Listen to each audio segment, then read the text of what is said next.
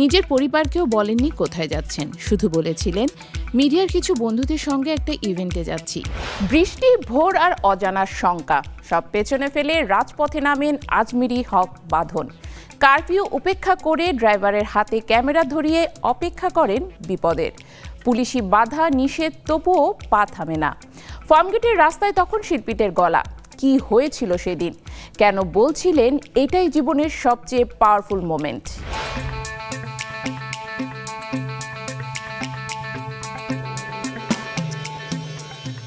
আমি জানতাম না আমার জীবনে আজ কি ঘটতে যাচ্ছে। এই বাক্য দিয়েই শুরু হয় অভিনেত্রী আজমিরি হক বাঁধনের সেই বিশেষ দিনের গল্প।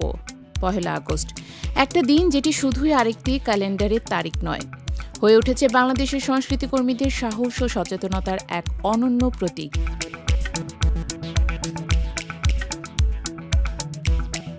সেদিন সকালে বাঁধন যখন স্নিকার্স পায়ে বের হন, তখন চারদিকে ছিল থমথমে অবস্থা। গোটা সংস্কার আন্দোলনে সরকারের কঠোর অবস্থান, পুলিশের দমনপীড়ন এবং গুলিতে ছাত্র জনতার প্রাণহানির প্রতিবাদে রাস্তায় নামতে যাচ্ছিলেন তিনি। নিজের পরিবারকেও বলেননি কোথায় যাচ্ছেন, শুধু বলেছিলেন মিডিয়ার কিছু বন্ধুদের সঙ্গে একটা ইভেন্টে যাচ্ছি। কারফিউর মধ্যে ব্যানার, প্লেকার্ড, মাইক গাড়িতে তুলেও ভয় ছিল ছায়ার মতো। বাঁধনের ড্রাইভারও ছিলেন সন্ত্রস্ত, কিন্তু থেমে থাকেননি বাঁধন। তিনি নিকেতন থেকে সরাসরি যান মানিক মিয়া এভিনিউয়ের দিকে। সময় তখন সকাল 11টার মতো। বৃষ্টি শুরু হয়েছে। খামারবাড়ি এলাকায় বাবার গাড়ি রেখে ফুটপাতে দাঁড়িয়ে অপেক্ষা করেন তিনি।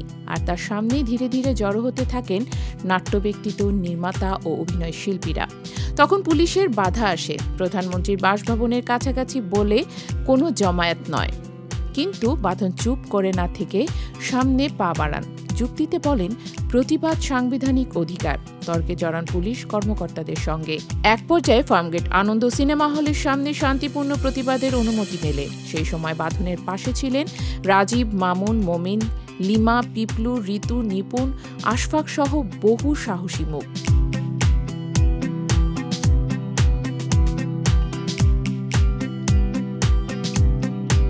পুলিশ মামুন ভাইকে আটকানোর চেষ্টা করে, কিন্তু বাকিরা একসঙ্গে হেঁটে ফার্মগেট পৌঁছান। বৃষ্টির মধ্যে শিল্পীরা ব্যানার হাতে রাস্তায় দাঁড়িয়ে যান। বাঁধনের ভাষায় এটা ছিল আমাদের জীবনের সেরা পাওয়ারফুল মোমেন্টস। বক্তব্য দিয়েছেন নাট্যজন মামুনুর রশিদ, নৃত্যশিল্পী আকরাম খান, নির্মাতা পিপলু খান, শিল্পী আমরিন মুসা, আর্টিস্ট ঋতু সাত্তার সহ অনেকেই। বৃষ্টির কারণে বক্তব্য সংক্ষিপ্ত হলেও উপস্থিতির শক্তি ছিল প্রবল। এই সমাবেশ সাধারণ মানুষও এগিয়ে এসে শিল্পীদের পাশে দাঁড়িয়েছিলেন।